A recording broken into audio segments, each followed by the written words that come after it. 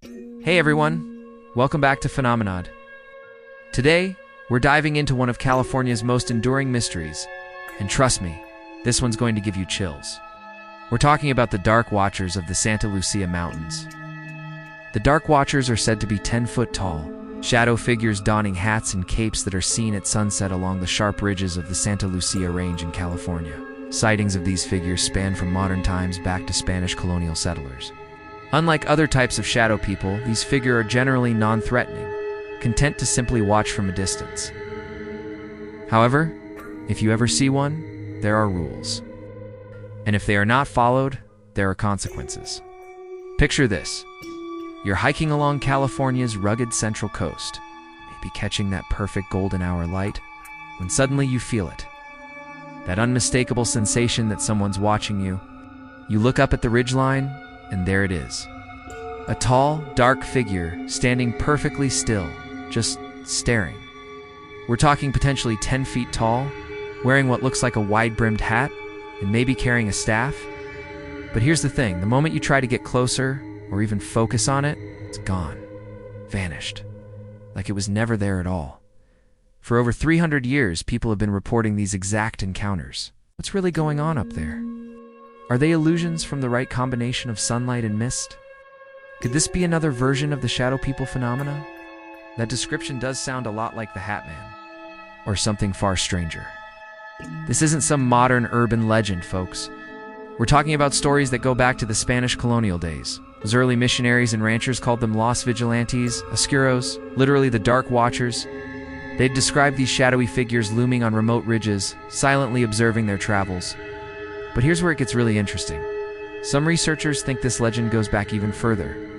The Chumash people, who were living in this area long before European settlement, had their own beliefs about spirit beings inhabiting the land. Makes you wonder if the Spanish settlers were just the first Europeans to encounter something that had been there all along. Now I know what you're thinking. Come on, it's just people seeing things in the fog. But the consistency of these reports is honestly pretty remarkable. Let me share a few accounts that really caught my attention. One hiker was up near Andrew Malera State Park at dusk. You know that time when everything gets a bit surreal, and they spotted this tall figure on the ridge above them. They called out, thinking it was another hiker, but got nothing back. So they started walking up toward it, and the figure just slipped behind a boulder. When they got to that spot, nothing, just wind and fog.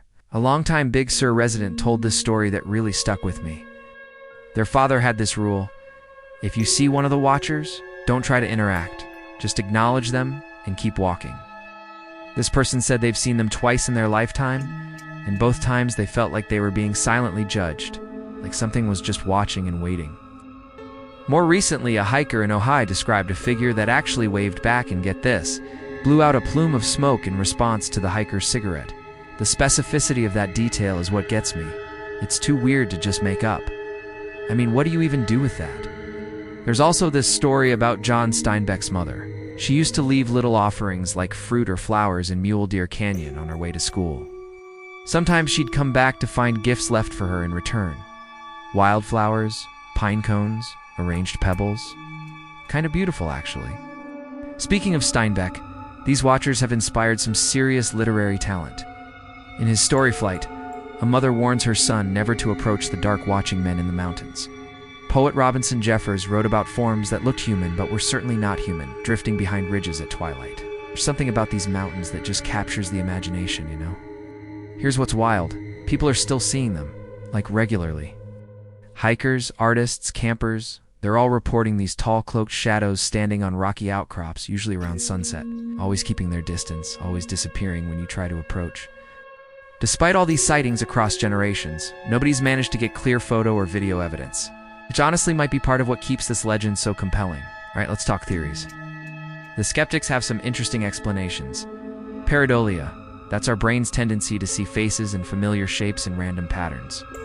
So maybe misty ridges and twisted branches are just playing tricks on our minds, making us see humanoid forms where there aren't any. Brocken Spectre, this is actually a real phenomenon. When the sun's behind you and there's mist in the mountains, your own shadow can appear huge and menacing on the clouds, sometimes with these eerie halo rings around it. It's named after Germany's Harz Mountains, where it happens a lot. But then we've got some wilder theories that I honestly find pretty fascinating. Some people think the Watchers might be interdimensional beings, like echoes from another reality that only becomes visible at certain times and places. Could the Dark Watcher be part of the larger shadow people phenomena? There are definitely hatman elements here. Maybe they are a specific type of shadow person. Or maybe the entire phenomena is just how interdimensional travel works for these beings. This last one's really out there. But the idea is that centuries of belief and storytelling have actually manifested these entities through collective human consciousness. It's like we've literally thought them into existence, not unlike the Slender Man. But that's another video for another time. I admit the scientific explanations probably cover at least some of the sightings, but not all. Some of these accounts have tangible elements that don't fit neatly into psychological or atmospheric phenomena, like Olive Steinbeck's flower exchanges, or that hiker's interaction with the smoking figure. The truth is, no single explanation, whether scientific or supernatural, can account for all the contradictory and complex details of these encounters. Maybe that's exactly the point. Here's what I find most compelling about the Dark Watchers. They're not just old folk tales collecting dust in some book. For people living in Big Sur and along the Central Coast, these are living legends. Artists and writers are still drawing inspiration from them. Paranormal investigators and casual hikers alike keep searching for their own encounters. And honestly, maybe that's exactly how it should be. Think about it. In our hyper-connected, constantly documented world, there's something almost refreshing about a mystery that refuses to be solved. The Dark Watchers seem to exist in those liminal spaces, those in-between moments at twilight when the world feels just a little bit different. Whether the Dark Watchers are shadows of ancient memory, optical illusions, or something else entirely, they've become guardians of more than just the Santa Lucia Mountains. They're guardians of mystery itself, reminding us that some questions don't need answers, and some watchers don't want to be found. Maybe their real message is this: in a world where we think we can explain everything, there are still wild, empty places where the unexplained thrives, and sometimes the best thing we can do is just let it be.